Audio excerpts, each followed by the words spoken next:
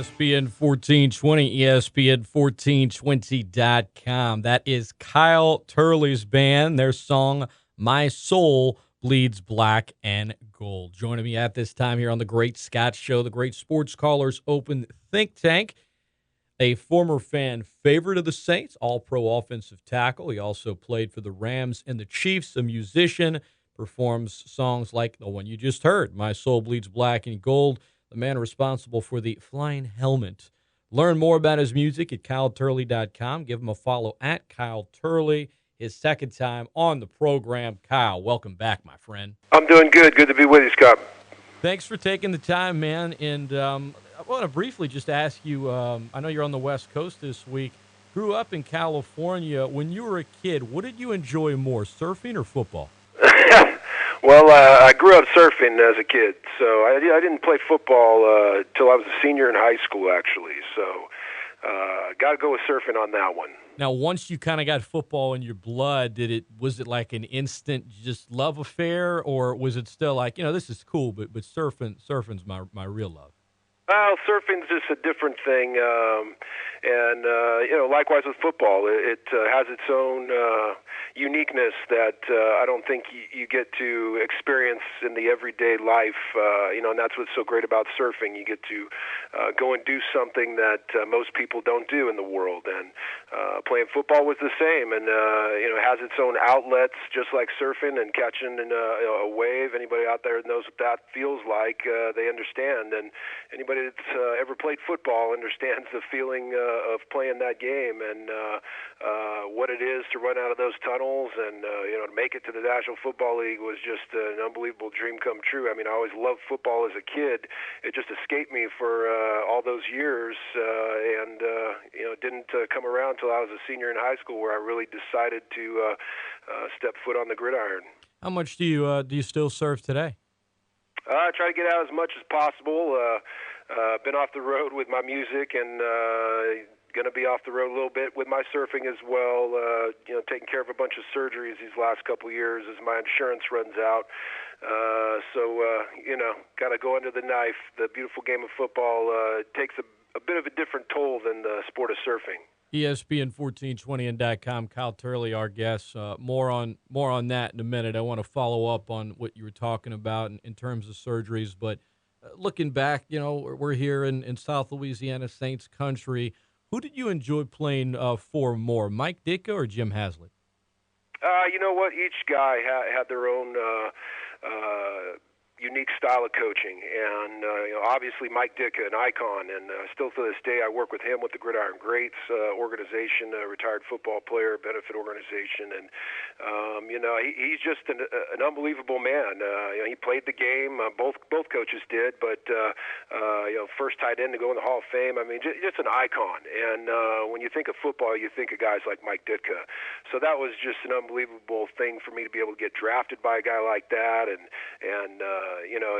that's still kind of a claim to fame in and of its own right. Who drafted you? And you say Mike Ditka, and they go, what? People's ears perk up. And but Jim Haslett was a great coach, and he brought it together for us a bit better with his staff and the personnel that was on the team and that he brought in, and we just had a great deal of success. But I really wish we would have won under Coach Ditka because he was a lot of fun to play for. What's your favorite memory in a Saints uniform, Kyle? There was quite a few. I mean, great memories. Obviously, the first playoff victory in team history was a big one, and coming out of that tunnel for that game, and then at the end of it, going back in it was quite special. But at the same time, that was my first spot in the NFL. So that always holds a unique place in your heart as a player. In the first place that you ever put your hand in the dirt as an NFL player. Let me ask you a question you've been asked 100 times, including the last time you were on this show, but fans like to know, doing my due diligence, Sunday Night Football, you rip off Damian Robinson helmet, toss it in the air. First of all, how much do you still get asked about it today? And secondly, just take us back to that moment in time. Well, as an offensive lineman, you don't get noticed for much unless you're giving up sacks or jumping off sides. So, that was a unique moment in football history, and a lot of things played into that, and it was what it was, and that's my claim to fame, and everybody knows me from that. But it was a moment where the helmets came off, and people saw my face, and that more than anything, I think has stuck with people as me as a football player. Obviously, the long hair, the tattoos at the time, all those things, but I get recognized, and people know that, and they remember it. It was. If we would have won the game, it would have been awesome. But we lost, so I was the GOAT in a few people's eyes, and took the brunt of that loss, and deservedly so. But it's ironic because the referee that was trying to break it up, that I thought was the entire Jets defense piling on top of me, was my good friend who used to referee our games here at San Diego State. He's a San Diego State alumni, and just ran into him not too long ago here, a few weeks ago, down in San Diego State for an alumni deal, and we had some good laughs over that memory. ESPN1420, ESPN1420.com. It's the Great Scott Show. Kyle Turley, our guest. Kyle, I was younger at the time and sitting in the stands, and I remember that play, but I was in the stands in the late 90s, early 2000s, as a college student, as a high school student before that. And like you said, as an offensive lineman, you tend to get noticed more when you're getting penalized, you're giving up a sack, and you're kind of known to the common NFL fan as, oh, yeah, that's Kyle Turley, the guy that threw the helmet. But when it comes to Saints fans, Kyle, you were a lot more than that. I mean, it was unusual for an offensive lineman to kind of be this polarizing figure in football, but you were that to the Saints fans, and you were that before the helmet toss. Talk about your relationship with the Saints fan base, and maybe you think I'm off my rocker. I mean, do you think Saints fans just remember you for the tossing of the helmet? Because I seem to remember 68 jerseys all over the Superdome on game day. No. I mean, from the Houdat Nation, I just received a ton of love and respect throughout my whole career. And, I think football fans in Louisiana, Saints fans in general, are a bit more educated on the sport of football than most. They've had to endure some quite strenuous times over the years, and then now they've seen a lot of success, starting with our group and bled into, what you've seen with Sean Payton in today's. But they seem to appreciate each position for what they are, and they knew me as an offensive lineman and what I did, and the extra effort that I gave that most linemen apparently even still to this day don't give. But it was personal for me, and I made sure that when I was out there and every down, every play that I was in, those fans knew that I was giving them their money's worth. So, it was good to be appreciated. And, I have still to this day some of my greatest friends that are, from New Orleans, from being Saints fans, and me being a guy that was of the people and getting out and being around the city. And still I go back, and with my music and things over the years, I've gone back, and, I just stayed really close to the people on the ground there, because they're the salt of the earth, and it was a place that I still to this day call a second home. ESPN1420 and .com. Kyle, here in Lafayette, we have, events for our radio station. We got one coming up 2 weeks from tomorrow. And I tell you what, when we have them before football season, everybody, breaks out their gear or their old jerseys. Still see folks wearing the 68 jersey. So certainly you left your mark here. It's been remembered. We're visiting with Kyle Turley right now. You will have a chance to visit with Kyle Turley on your own with live chat at chattagraph.com. We'll talk more about that in just a few minutes, but you don't want to miss out on that. I'm visiting with him right now here on ESPN1420 and .com. All right, we talked about the Saints. How did you enjoy your time in St. Louis with the Rams? It was brief, unfortunately, due to a bad back injury, and it was great. We had a great year in 2003. We just followed up with the success that they had in the past up there, and we should have went all the way. Honestly, we had the team to do it, and unfortunately, we lost in the second round of the playoffs there up in St. Louis to what should have been the first Saints Super Bowl quarterback in Jake Delhomme. If they would have kept that team together, and we would have all been there wearing Saints uniforms at that Super Bowl probably. But it was it was a bit different going up there to St. Louis, getting traded to our arch nemesis of the past in the old NFC South Division or West Division, I mean, and going up there and playing the Rams, who I'd hated for so many years, was. But I had a lot of buddies because of those battles that I gained as well, and so it was a good fit and a great organization, really. Late Georgia Frontieri, rest her soul, she was a great lady, and the whole staff, the Cronkies, everybody just took great care of the team, and except for the usual run-of-the-mill NFL monkey business in the training room, but as far as dealing with injuries go, but it was a great experience otherwise, and unfortunately it ended too soon. I got to backtrack just for a moment. You brought up Jake Delhomme, and as you know, he's a local guy from right here, a friend of the program.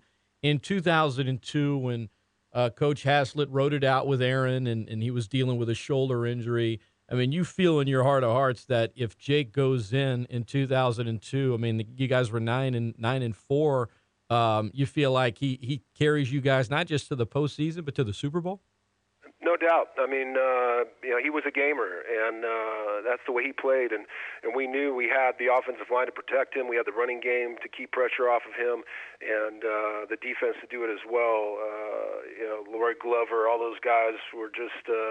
It was prime time for us down there, and so we were kind of disappointed in that. And that they, after Jake proved himself, came in against the Cowboys and just lit it up, and we won that game.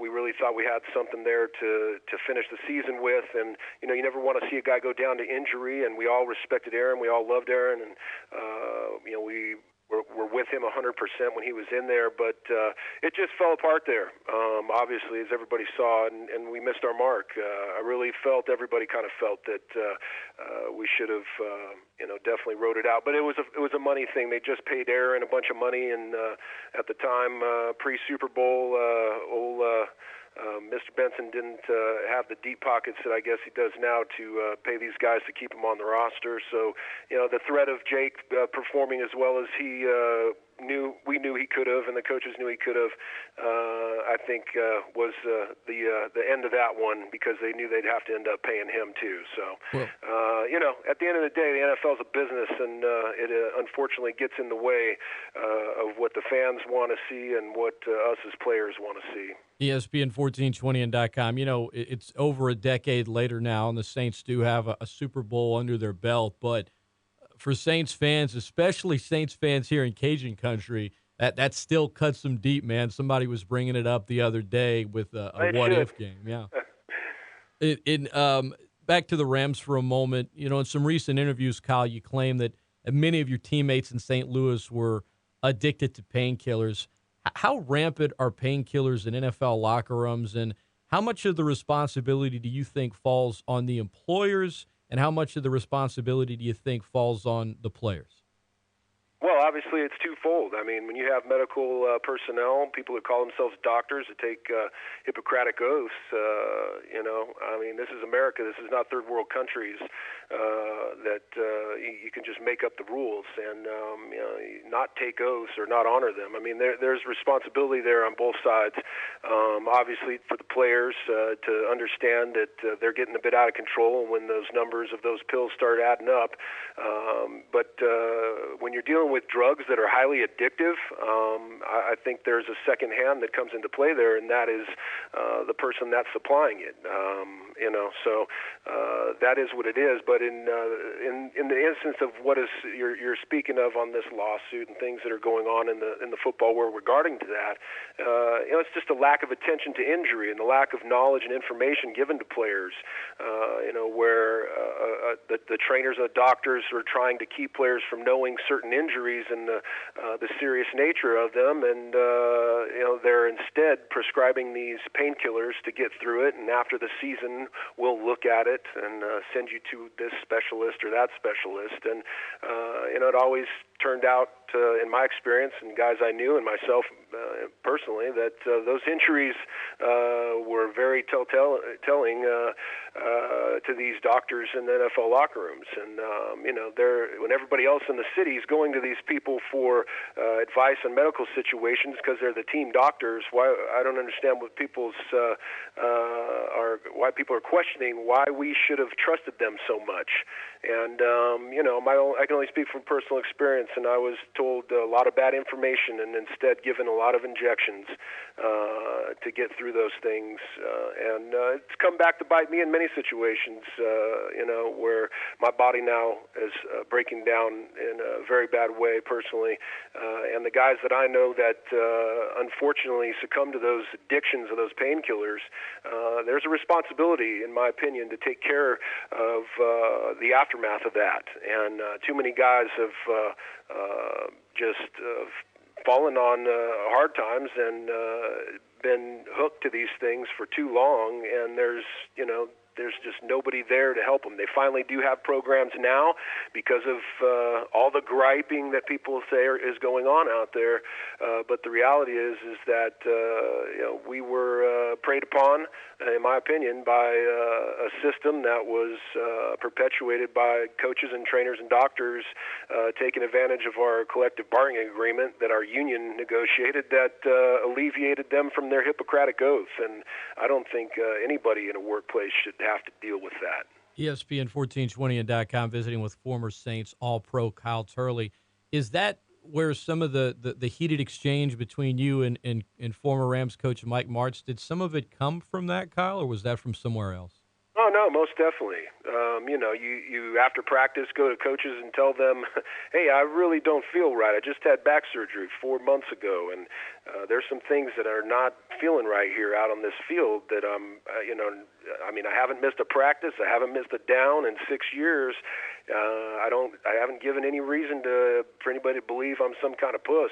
So, I'm telling you something that seems to be pretty serious, and the information back to me is, just keep going and here, take this painkiller or shoot it up or do whatever, and then it becomes a very serious injury. And when that happens, then they just brush their hands off and look at the rosters out there and who can take your position.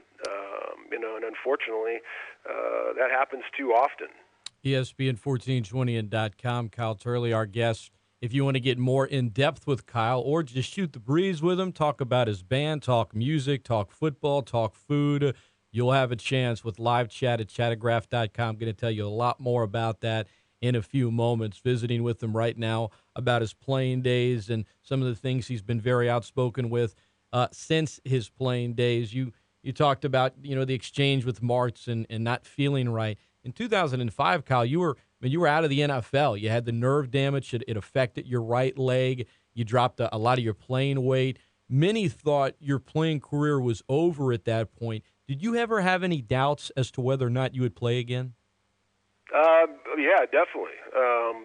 When that happens to you as a player, you have a lot of doubts because you start losing things that you need. And with a bad back injury, you lose, your legs, whatever side it attacks in that sciatic nerve and goes down. Anybody with a bad back knows what I'm talking about out there, and it shuts it down and atrophies it to the bone almost if you don't continue to train and work hard at it. And after I re-injured my back in that training camp in '04 up in St. Louis, when they rushed me back to the field after my first back surgery, it was a very depressing time for me because I'd just gone through a very very serious back surgery, and that was no fun trying to recover from. And so doing it again wasn't anything that I was too keen on, and so I left that team and decided I'd go deal with some people that knew what they were doing and moved to Arizona. And the doctors that I should have been seeing out on the West Coast, instead of trusting the team to take care of me, they were baffled by the way I was treated, and couldn't believe they had put me back on the field that soon, and they got me back to the basics and told me to take the weight off and let's rebuild it back if you want to do it. And I knew I could do it. It wasn't anything I was afraid of trying to do, because I knew that there was a process to doing that, and that's hard work and dedication and eating and lifting, man. And it was something I dedicated myself to for the next 2 years, or basically, because 04 I was in IR, and then 05 I was ready to come back. The doctors said that they'd clear me on a physical, but it was going to put me into probably a month into the 2005 season when they'd clear me. And the Rams decided that that wasn't in their timeline, so they were able to release me. Then no other team really kind of wanted me after that, being that I would come in mid-season and wouldn't be much help to them. Have to learn the whole system and whatnot, and then they'd have to prove myself through this injury. So that was the long path that put me on, and ended up just trying to fight and scratch and claw. Went to a mini camp down in Miami. I was a Dolphin for 3 days in a mini camp down there with a bunch of rookies, and proved myself to be a potential tight end for them, and was catching the ball really well and running good routes, and everybody on the team thought I'd do well, and then all the political stuff fell back on that with Nick Saban, and he decided I wasn't a guy that he wanted around because of my past dealings with coaches, I guess. That was all he was concerned about, and that's pretty much what he told me in a meeting in his office. Did you ever have any other interactions with him, or that was pretty much it? Yeah, that was it, the mini camp, and then called me up to his office afterwards, and everybody thought I was going to get signed up to the team because I'd done so well, and burnt all their rookies in training camp or in the mini camp there, and showed that I was capable of doing it. And all he wanted to know was how it was going to be dealing with me and him in the media, and I had no clue what he was talking about, and I told him such, and said, "I'm only here to play football, sir, and if the media asks me a question, I'm going to answer it." And I think that gave me my exit. Well, he let you go, and of course he didn't sign Drew Brees. So Saints fans are still pretty grateful about that. Yeah. You did work hard enough, Kyle, to where a lot of folks thought you were done. You did get some time with the Kansas City Chiefs. You did get another contract, and I know you ran into some more injuries after that. But I guess how fulfilling was it when you got that contract?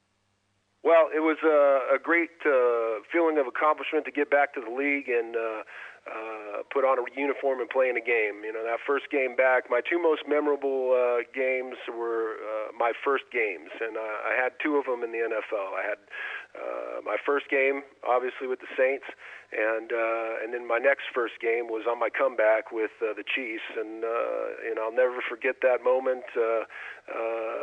No matter, I think, how vague it may get down the road here cognitively, but it was one of those memories I think that will stick for a long, long time. Sitting on that bus, going to that stadium, knowing I was going to put my hand in the dirt again, or the rubber black chips, if you will, and get off the ball one more time. And I could have got hurt that game and never played again, or just walked away after that. It was just that big of an accomplishment for me to have recovered from that injury and done what most people counted me out of. ESPN1420 and .com. Great stuff from our guest, Kyle Turley. Check out his website, kyleturley.com. You can learn a lot more about his music and some of the other great things he does, Gridiron Greats Assistance Fund, things like that. Give him a follow on Twitter, @KyleTurley. Your initial reaction, Kyle, a little less than a year ago when the NFL, at least initially it appeared, settled their concussion lawsuit, $765 million, if I'm not mistaken, and part of the deal was they were going to be able to kind of close the book on other concussion lawsuits, and there was a lot of debate about it. There were many that felt like this can't happen. The NFL's getting off easy. I don't have to ask you to get your opinion because I know you're going to give it to me. Your initial reaction whenever that initially came out, I guess it was a year ago in August. Well, it's great to see that there's a settlement when you've been fighting for so long for something. Because that's what it was. It was a fight. It was a fight to get the NFL to own up to the damage that had been done and own this injury so that players could receive the benefits that they deserve based upon these injuries. And, guys like our good friend Steve Gleason can not have to spend every dime that he made playing football and have his family go broke dealing with disease that he likely contracted due to the sport of football. There's a major uphill battle that took place against a foe that most thought was impossible to defeat, and to see it where it is today with or last year with that initial mention of the settlement, and then now with the open-ended settlement is a great thing. There's a lot of discrepancies as to how it's going to play out, and we'll have to wait and see. But the most important thing and why we all got in this fight to begin with was to take care of those serious situations where guys can't take care of themselves. And I've got two great friends in Steve Gleason and Kevin Turner, who've got a very horrific disease that my grandfather passed from that I know very, very well. And those guys are going to get $5 million apiece from it. So I'm pretty happy and proud about that. You've donated time, talent, effort, money to the Gridiron Greats Assistance Fund. If you had final say, Kyle, what would the NFL do to compensate the former players who are suffering long-term injury effects from their playing days? Well, they would honor the injury files that players leave the NFL with, and unfortunately, our disability system still to this day is judged upon a third-party doctor and a panel that is made up of non-doctors that decide whether or not you deserve your disability or not. And when it faces them point blank, right in their face, when you leave the National Football League with your 3-4 inch thick medical report that you can't even get a life insurance policy with, and they know better. There's just an unbelievable amount of politics that is involved, and a bunch of money that is not for certain people that they're holding on to. And I don't understand it, and never will. That's just not who I am, so I just can't get it. But I know what should happen, and I know what needs to happen, and so I'll continue to do what I can personally to try and make those things happen. ESPN1420 and .com, Kyle Turley, our guest. 7 years out of your playing career, Kyle, you mentioned, the effects on your body. How's your body feeling today post-NFL? Well, the game is what it is. I think when you go into it, you understand you're going to hurt. But you don't understand, I think, how bad you're going to hurt. So that's been a bit of a wake-up call, if you will. It takes me a good 2-3 hours in the gym every day before I can even really get rolling and feeling right. And so, that's a constant struggle. And, but getting a lot of these surgeries knocked out post-career here is something that is given some relief in its own right and making some things better. But at the same time, it's not a fun thing to go through when you got multiples. I just had 30 bone chips taken out of my left shoulder and all the arthritis rubbed out, and so I'm bone on bone and on that, and can't do certain things with that thing anymore. Had a total reconstruction on my right ankle, finally got that thing all fixed. Tore most of my ligaments playing football, and that led to me breaking the dang thing, just screwing around with my kids because it was so weak, and had to get that all done. And then my back surgeries, I'm going in a couple weeks to sit down with my doc out here to finally get that addressed, and go under the knife once again for that one, so that'll be a fun one. But How many surgeries have you had, like in oh your? man, they're counting, they're adding up. I mean, in the work that I do with the Gridiron Greats and seeing a lot of these old guys, I'm catching up. It's a unfortunate reality to the game. Last question for you, Kyle, and then we'll tell all the listeners what you got going on this Friday, so they can hang out with you, chat with you. What is a typical day in the life of Kyle Turley look like right now? Well, that depends on the surf. There you go. But the surf report dictates that these days right now, and until the back surgery happens, and I'll be laid up for a while. But it's like I said, got to get up every day and get this body moving, man. It's if I don't, then it gives me problems. So.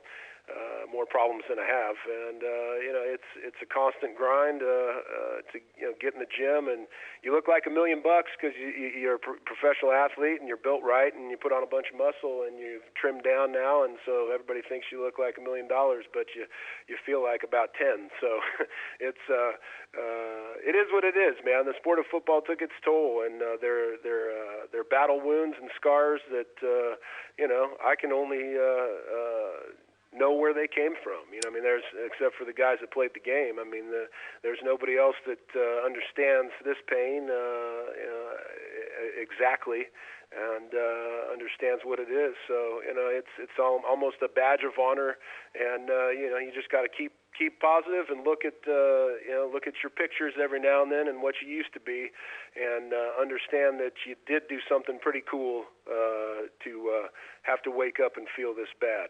ESPN1420.com. Kyle Turley has been our guest, and Kyle, you and the Nigerian Nightmare, Christian Okoye, Roger Craig, former great running back with the 49ers.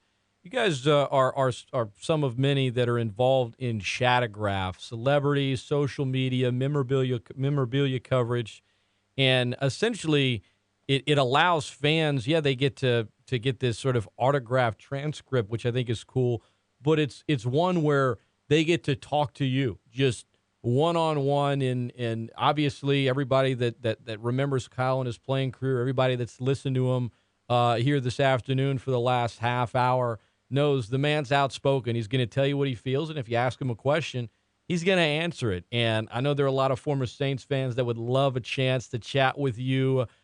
Fill our listeners in a little bit about how this works with live chat and Chatograph.com. Well, you kind of mentioned it there, in that it's an opportunity. It's the new wave. It's technology. Technology is continuing to advance, and new ideas are being born every day. And this is a great one to have an opportunity for fans to interact on their social media with their peers or heroes or whatever they want to call it, people they're interested in, celebrity-wise. This is a new platform that's being launched that I think will give fans another unique opportunity to do that, and an experience that hasn't been seen yet. I mean, this is a great idea. It's a great concept, and the people over at Chatograph have done a great job, and many other endeavors that they've done with sports figures and celebrities alike. So I believe this will be a great success. I mean, everybody's got their phone, and their smartphones are almost like another appendage to them. So this is something that will bring them very close to those that they admire or want to cuss out or whatever, whatever you want to do. It's just, are you expecting that? You expecting somebody to get on Chatograph with you and just start ripping you?